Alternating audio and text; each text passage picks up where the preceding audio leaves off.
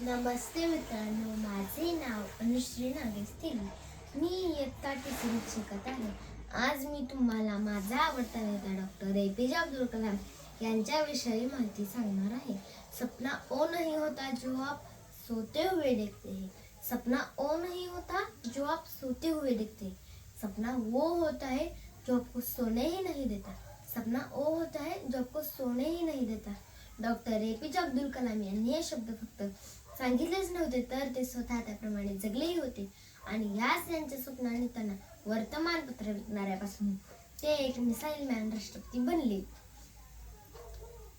येणाऱ्या सर्व दिवसांसाठी तयारीत राहा, त्यांना सारखेच सामोरे जा. जेव्हा एरण होशील तेव्हा घाव सोस, अन हतोडा होशील तेव्हा घाव घाल, असा विचार करणारे डॉक्टर APJ अब्दुल कलाम यांचा जन्म 15 ऑक्टोबर 1931 साली तामिळनाडू राज्यातील रामेश्वरम येथील धनुषकोडी येथे झाला. त्यांचे पूर्ण नाव अबुल पाकीर जैनुलाब्दीन अब्दुल कलाम होते. त्यांच्या आईचे नाव अशियम्मा होते. डॉक्टर कलाम यांचे शालेय शिक्षण रामनाथपुरम येथे झाले. ते लहान असतानाच त्यांच्या वडिलांचे निधन झाले होते, म्हणून त्यांचे बालपण खूप कष्टात गेले.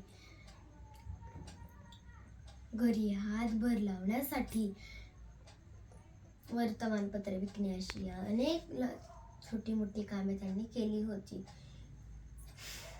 शैक्षणिक जीवनात गणित हा त्यांचा आवडता विषय होता.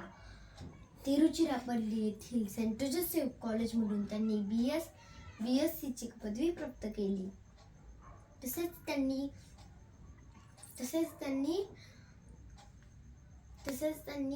मद्रास इन्स्टिट्यूट ऑफ टेक्नॉलॉजी येथून एरोनॉटिक्सचा डिप्लोमा पूर्ण केला होता. तसेच त्यांनी नासामधून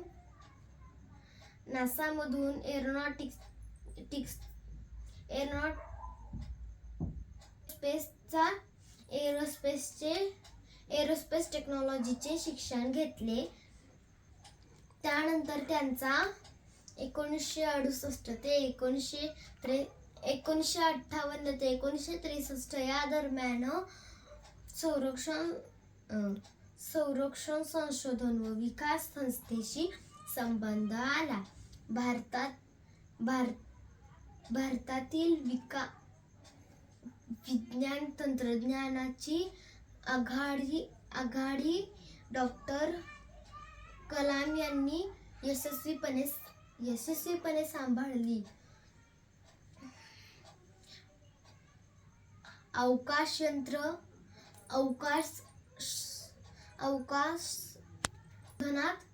डॉक्टर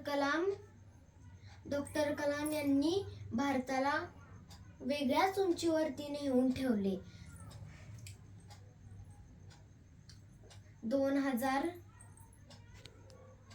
25 जुलै 2002 ते 25 जुलै 2007 या काळात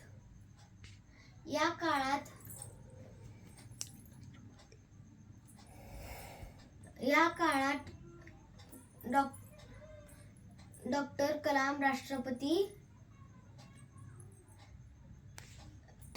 बनले